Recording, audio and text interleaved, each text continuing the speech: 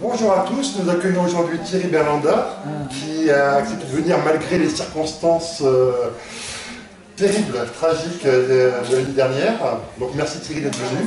Merci à toi Denis de ton accueil. Effectivement les circonstances sont terribles. Moi j'ai laissé ma famille en fait à Paris, j'ai pris des nouvelles d'eux, mes enfants et de ma compagne. Bon, tout va bien pour eux, mais c'est vrai qu'on est très éprouvés, tous. Très éprouvés, mais on reste debout. Voilà, c'est vrai que ça peut paraître dérisoire de faire une rencontre après une journée comme ça, mais je pense qu'il faut maintenir la vie normale, faut garder ce qui était prévu en tête, il ne faut pas se laisser... Il ne faut pas aider les terroristes à atteindre leur objectif qui est de nous anéantir. Il faut qu'on reste debout et qu'on reste vivant. Tout à fait. Donc tu viens aujourd'hui nous présenter les deux premiers volumes d'une trilogie, la trilogie du Prince. Aujourd'hui, on va surtout parler, parce que je suppose que personne d'entre vous, et là si, mais que personne d'entre vous n'a lu L'insigne boiteux, donc qui est le premier volume de la trilogie. Donc on va surtout s'attacher à celui-là aujourd'hui, commencer par le commencement. Donc est-ce que tu peux d'abord te présenter un petit peu, qui tu es, ce que tu fais, et après on enchaînera directement sur L'insigne boiteux, ce que tu as, l'histoire, comment ça se passe, ce qui se passe dans le roman. D'accord. Eh bien moi j'aime bien parler de ce que je fais, mais pas tellement de ce que je suis, mais je vais quand même faire un effort. S'il te plaît. Je suis un type qui écrit des livres, voilà, donc, et depuis longtemps, depuis ma toute première jeunesse, j'écris à peu près un livre par an, un roman par an. Alors c'est de temps en temps, puisque je suis philosophe aussi, mais les deux activités sont bien séparées, quoique j'écris soit une série d'articles de philosophie, soit un essai, soit un roman. Et sur la dernière période, c'est-à-dire depuis maintenant 2008, je suis astreint plus officiellement à écrire un roman par an, parce que pour le coup j'ai un ou deux auditeurs qui me les demandent. Et donc là j'ai appris une discipline qui est parfois un peu contraignante, mais qui en même temps force à produire. Et c'est de se mettre à sa table de travail à une date avec une échéance relativement précise de restitution d'un manuscrit. Donc alors L'insigne boiteux, donc tout commence par avec le personnage de Jeanne Humet, qui est historienne de l'art. Oui, c'est une jeune historienne qui est spécialisée, puisqu'elle a fait sa thèse sur cette question dans l'orfèvrerie mongole du XIIIe siècle. Enfin, c'est quelque chose d'un petit peu pointu quand même. Enfin, quand on est au niveau de la thèse, on fait des choses comme ça toujours un petit peu... On va travailler dans les niches. Et donc, elle est confrontée, cette jeune femme, à une situation pour le moins scabreuse. Oui, alors elle est appelée sur une scène de crime. Oui, elle est appelée sur une scène de crime sur laquelle on a trouvé un objet qu'on identifiera dans le cours du roman comme étant l'insigne du boiteux, et auquel les enquêteurs ont pensé qu'elle pourrait, sur lequel ils ont pensé qu'elle pourrait apporter des éclaircissements liés à sa compétence. En fait, sur cette enquête, elle va retrouver une vieille connaissance, parce que qui a orienté la police vers cette personne, c'est son ancien professeur, son mentor, le professeur Barrel, qui est un personnage assez particulier, disons. Qui est marqué d'une certaine duplicité, voilà. Qui est le personnage peut-être finalement le plus intéressant, entre guillemets, parce que le plus ambigu du roman, et qui est quelqu'un qui va attirer effectivement dans une circonstance glaçante, meurtrière, cette jeune femme avec laquelle il a eu un espoir de relation qui s'est mal terminé pour lui. Et donc, à partir de là, on va être soumis à beaucoup d'interrogations. Et pourquoi l'a-t-il fait venir cette affaire? Veut-il se venger? Donc voilà, donc c'est tout ça qu'on va découvrir au fil du roman. Et on va découvrir aussi un personnage, donc en fait on va découvrir le personnage du Prince, donc qui est un tueur en série. On ne révèle pas en disant ça. Un tueur en série qui s'attaque à des femmes, des jeunes femmes avec enfants. L'enfant doit avoir 7 ans. Et alors, je te laisse expliquer comment... C'est pas la tâche la plus aisée, comment ça se passe, parce que moi je suis quelqu'un que toutes ces choses en général effraient, et même je ne suis pas friand des scènes horribles, etc. Mais là j'ai trouvé intéressant de mettre en œuvre un personnage qui, comment dire, me permet enfin ça je l'avais déjà dit, mais je le répète en le précisant un petit peu, qui me permet d'aller jusqu'au bout d'une étude que Marthe Robert avait fait il y a quelques années dans un livre qui s'appelait En haine du roman, qui était un essai qu'elle avait fait sur Flaubert, et dans lequel elle travaillait la thèse de l'enfant trouvé. Et l'enfant trouvé, c'est l'enfant qui, ne se sentant pas très bien forcément toujours dans sa famille, a le sentiment auquel il peut finir par croire lui-même d'être d'essence princière ou royale et d'avoir été enlevé jeune par, que sais-je, des bohémiens, etc. Et d'être élevé par finalement des gens qui ne sont pas ses vrais parents. Qui ne sont pas de son milieu. Qui ne sont pas de son milieu. Qui le prive de son héritage. Et qui est exactement Denis, et qui donc, cet enfant se rêve d'une autre lignée, d'une autre descendance. Et donc j'ai voulu aller jusqu'au bout de cette idée que j'ai trouvée originale et relativement peu exploitée en littérature. Parce que moi j'écris des thrillers, mais c'est d'abord des livres, d'abord des romans, et ensuite avec un aspect thriller. Et donc ça m'a intéressé de travailler ce personnage, et en le poussant jusqu'au bout, et à ce point jusqu'au bout que j'ai imaginé qu'il était effectivement un personnage d'essence princière et il est réellement qui s'est trouvé, alors pour le coup avec des roturiers, privé de son héritage. Privé de son héritage, aussi bien symbolique que matériel. Et donc cet odieux personnage s'attaque à des femmes avec un enfant de 7 ans, et il s'arrange pour que l'enfant assiste au massacre de sa mère. Oui, c'est ça, il faut qu'il y ait un témoin direct. Il le met sur un piédestal, piédestal aussi symbolique. Oui, que, dans sa tête dérangée, ça consiste à empiler quelques meubles sur une table. Et pour que l'enfant, évidemment, domine la scène. Voilà. Mais je ne peux peut-être pas en dire beaucoup plus des circonstances et des raisons pour lesquelles il agit ainsi, pour ne pas couper l'herbe sous Et donc, les pieds de nos invités.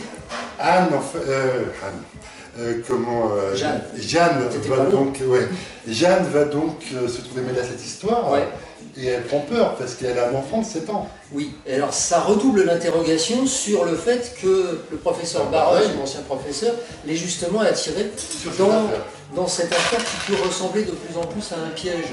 Et c'est ça l'élément angoissant du roman, c'est d'une part l'enquête objective avec le serial killer qui est à l'œuvre, et puis d'autre part le fait que la nasse se rapproche autour du personnage auquel on est peut-être un peu attaché, Jeanne lui-même. Pour les raisons que tu dis. Donc on va voir toute cette évolution des personnages, l'évolution de Jeanne, l'évolution aussi du policier, Famille, qui est à 2 doigts de la retraite. On lui espérait finir tranquillement, gérer les affaires courantes, et puis il se retrouve avec l'affaire du siècle quand même. Le truc qu'il ne fallait pas juste au moment moins propice. Et dans lequel il ne va d'ailleurs pas exceller, malgré toute sa bonne volonté et son art, il n'est pas... Il est dépassé parce que finalement, ce genre d'horreur, le policier traditionnel qui fait bien son job, il n'est pas confronté, habitué à ce genre de choses. Il n'est pas armé pour. Ni conceptuellement, ni opérationnellement. Donc alors, ce choix d'écrire du thriller quand on est comme toi, philosophe, à quoi ça tient ? C'est exactement ce qu'on me demande quand je fais une conférence de philosophie et qu'on me dit ce choix de faire des conférences de philosophie pour quelqu'un.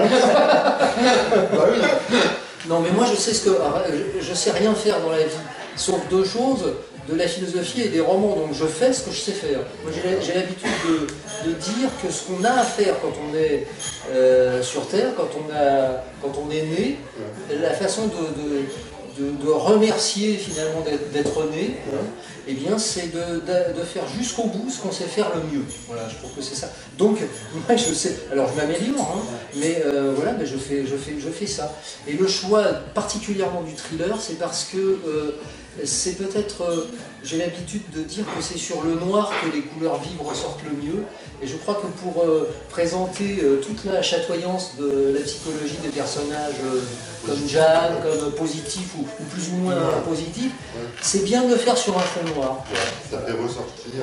Voilà. Tu vois là, le rouge, là, tu le vois de loin, c'est parce que c'est sur du noir. D'accord, très bien. Est-ce que pour l'instant vous avez des questions sur le roman, sur le travail de Thierry ce qu'il fait? Oui, il est là. J'en aurais une. Pourquoi le choix de l'enfant, en l'occurrence pas l'enfant, pourquoi c'est toujours le fils, c'est jamais la fille?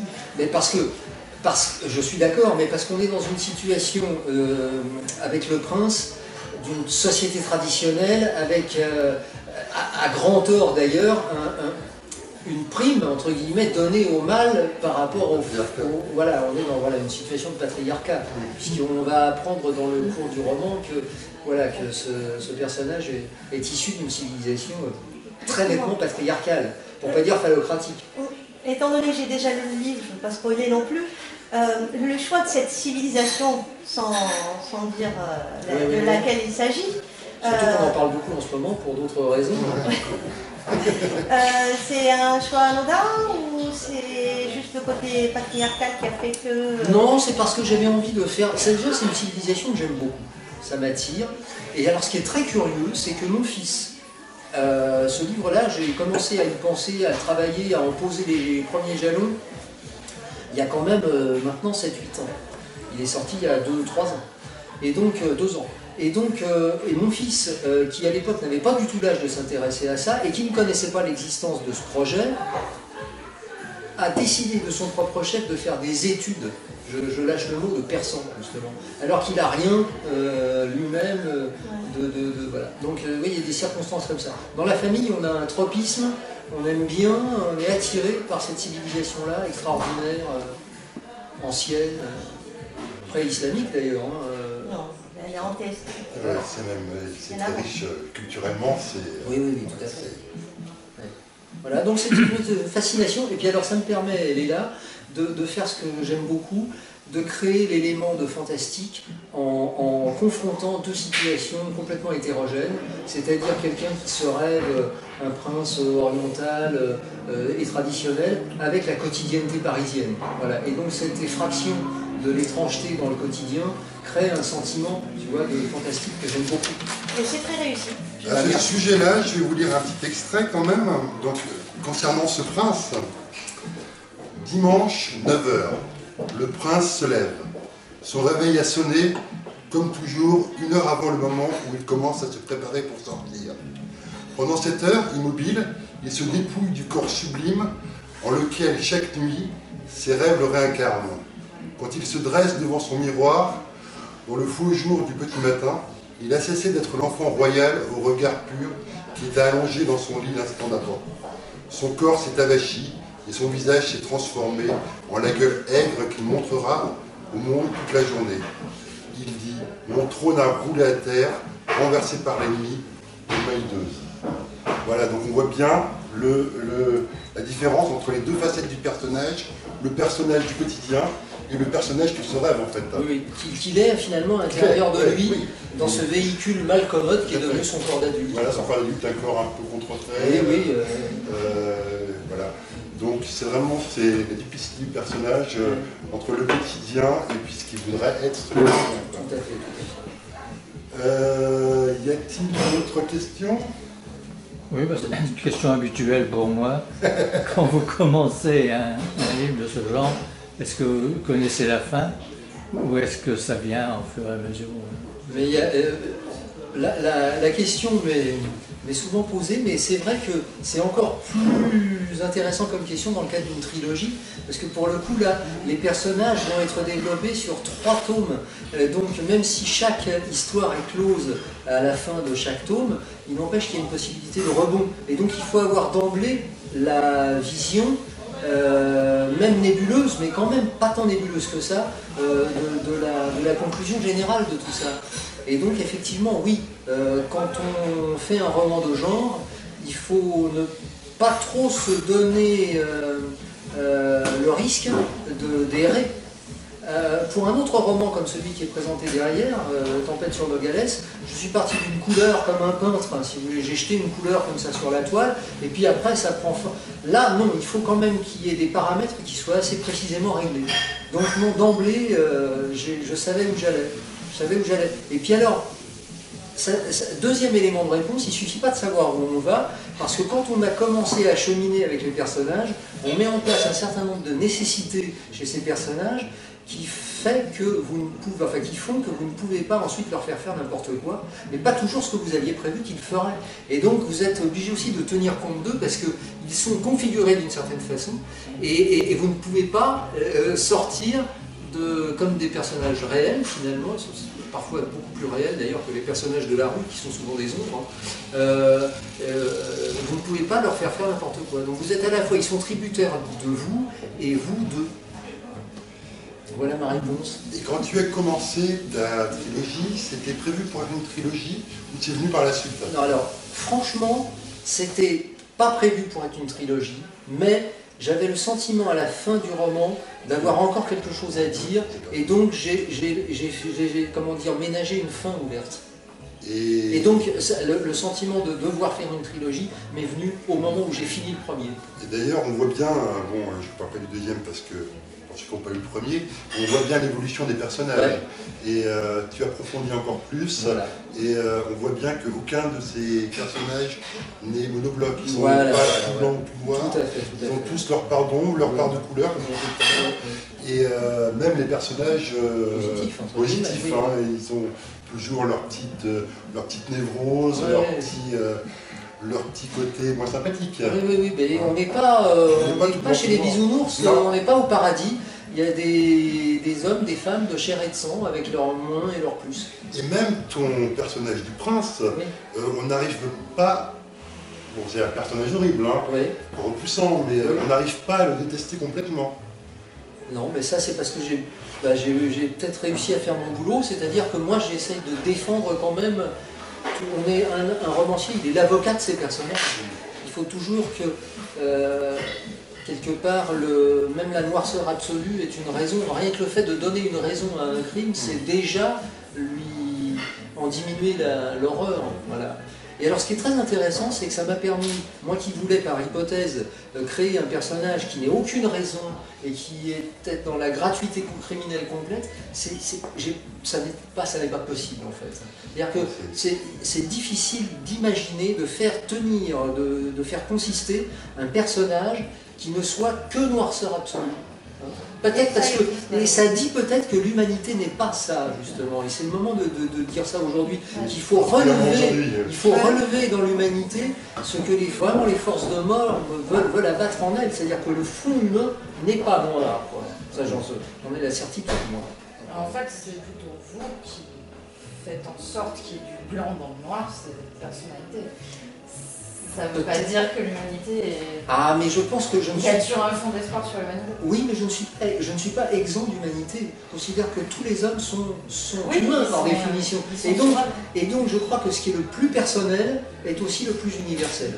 Ce qu'on va chercher en soi de plus profond est en même temps ce qui nous rassemble à tous. Voilà. Alors ça, et pour le coup, c'est une partie peut-être plus philosophique que je ne développe pas, mais je crois vraiment que c'est ce qui est le plus particulier, le plus intime, qui est le plus universel.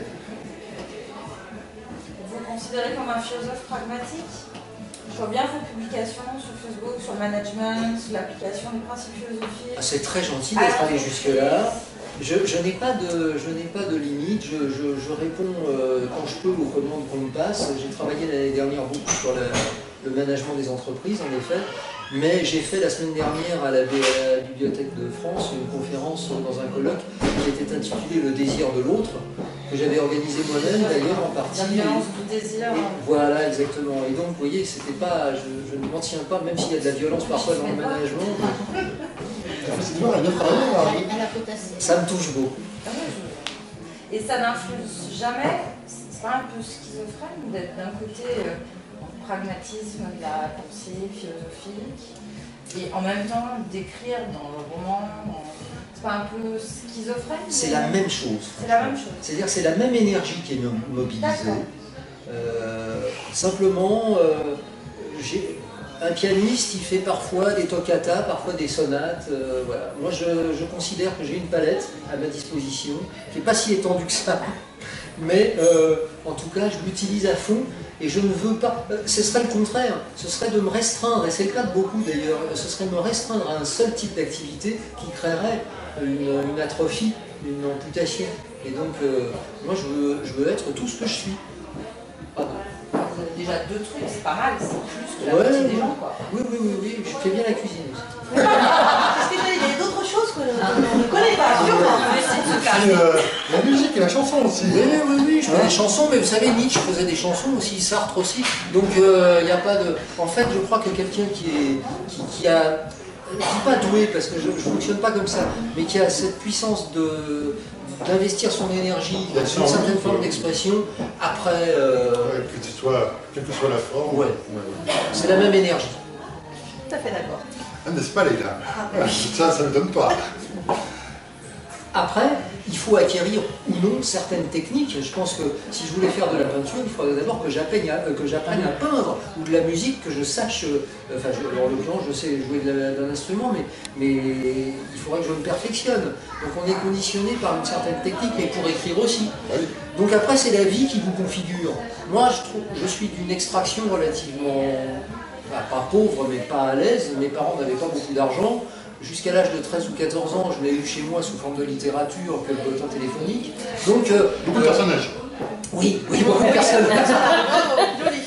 Mais j'avais pas de moyens, j'avais pas de piano, donc j'ai mis mon énergie dans ce qui était finalement le moins cher, c'est-à-dire un bout de papier, un crayon. L'histoire. Ouais, voilà. C'est sûr que, on dit comme ça, c'est vrai que pour écrire, qu'est-ce qu'il faut, du papier et un crayon? À l'époque, oui. Mais bon. À l'époque, oui. Mais bon, il faut aussi avoir quelque chose à dire, avoir le talent de le faire. Oui, c'est une énergie. Une énergie. Une nécessité, Voilà. oui, tout à fait. D'autres questions? Christine, Jean, Michel? Non. Donc, outre tes thrillers, tu as écrit un roman donc, d'un seul bloc, Tempête sur nos galets. Est-ce que tu peux nous en parler un petit peu? Oui, j'ai écrit depuis longtemps, à peu près un roman tous les 18 mois, je t'ai dit. Donc des romans, j'en ai beaucoup, mais tous ne sont pas d'un niveau suffisant à mon avis, qui suis très exigeant avec moi-même. Et j'ai notamment publié chez La Bourdonnais, chez le même éditeur, qui est un éditeur que j'aime beaucoup, qui a un projet magnifique dans ces temps difficiles pour l'édition et pour la culture en général. Et donc, oui, je lui ai confié la publication d'un autre roman qui s'appelle Tempête sur nos galets, que j'aime beaucoup, qui n'est pas un roman de genre, qui est un roman atypique, et qui se passe dans les années 30 à la frontière du Mexique et de l'Arizona. Voilà, qui est un roman un petit peu dans une ambiance à la Steinbeck, et qui est une sorte de suspense psychologique avec un gros twist quand même final que j'aime beaucoup. Je vais commencer. Le début me faisait penser un peu à ce film, Bagdad Café. Oui, il y a des gens beaucoup, mais figurez-vous, c'est un film que j'ai pas vu. Et pourtant, ça a été un succès de tonnerre, et je ne l'ai pas vu à l'époque, j'ai beaucoup écouté la musique, mais je n'ai pas vu le film. Et beaucoup de gens m'ont dit, oui, ça nous fait penser à ça. En tout cas, les couleurs, l'ambiance. Je pense que j'en ai lu, j'en ai lu les 3 premiers chapitres. Oui, tant mieux, c'est une bonne référence. Ça fait penser un peu à cette ambiance. Mais j'avais envie, tu vois, alors là, vraiment, c'est le peintre qui parle. J'avais envie de travailler dans cette couleur-là. La couleur, la poussière. Voilà, dans cette ambiance-là, ça me plaît bien. Et puis, mais par ailleurs, j'ai écrit un roman qui se passe en Bretagne, un petit peu sous la pluie. Voilà, enfin. La Bretagne, sous la pluie, il n'est pas sorti. Sous la pluie? Oui. Non, il n'y a pas que le temps en Bretagne. Non, mais le roman se passe pas quand il pleut, mais c'est très rare en fait. Non, mais c'est ça qui est passionnant, c'est de pouvoir aller comme ça d'une forme à l'autre, d'un paysage à l'autre, vraiment comme un peintre pose son tableau. On voyage avec toi, avec tes personnages, avec tes ambiances. Donc, y a-t-il d'autres questions? Je réponds à une question qu'on ne m'a pas posée, mais elle était dans ce que tu as dit tout à l'heure. Par exemple, alors attends, le programme de publication là, est bouclé jusqu'en 2017, donc. Après sortira chez le même éditeur un livre qui se passe au Nigeria cette fois, donc dans une toute autre ambiance encore. Pré ou post Boko Haram? Post, puisque c'est un roman d'anticipation à 10 ans, et je postule dans ce roman que le cas Boko Haram aura été réglé à ce moment-là, pour des raisons qui ne sont d'ailleurs pas beaucoup plus sympathiques que Boko Haram lui-même, mais je n'en donne pas, j'en dévoile pas plus pour l'instant. Et donc tu nous disais tout à l'heure, en train de déjeuner, tu me parlais d'un scoop pour ta trilogie là, donc Oui, pour les deux premiers, surtout pour le premier d'ailleurs. La Bourdonnais est un éditeur qui travaille de la façon suivante, de manière extrêmement enthousiaste dans le choix de ses collaborations et en même temps de manière extrêmement rationnelle sur le plan économique parce que c'est des barques qu'il faut mener avec un réglage fin. Et donc il sort des livres en investissant ce qu'il faut pour qu'ils existent sous cette forme papier et en format numérique, mais avec une diffusion qui est essentiellement numérique, c'est-à-dire sur 5% du marché. Quand on réussit une performance comme vendre, je sais pas, 8 ou 10 000 insignes boiteux à ce jour, ce qui est énorme quand même pour un petit éditeur et même pour un grand d'ailleurs, à ce moment-là il transforme l'essai et il dit voilà, on fait une nouvelle édition en grand format, avec une nouvelle couverture, on enlève les quelques coquilles qui ont pu subsister dans le livre, et on diffuse dans l'ensemble des librairies de France le livre sous un nouveau... Donc cette édition avec laquelle tu es venu aujourd'hui, donc la nouvelle couverture, tu auras le livre avec lequel tu es venu aujourd'hui, c'est un collector. C'est un collector. Ça, on le reverra plus. C'est l'ancienne version. Il sera retiré des ventes à partir de décembre.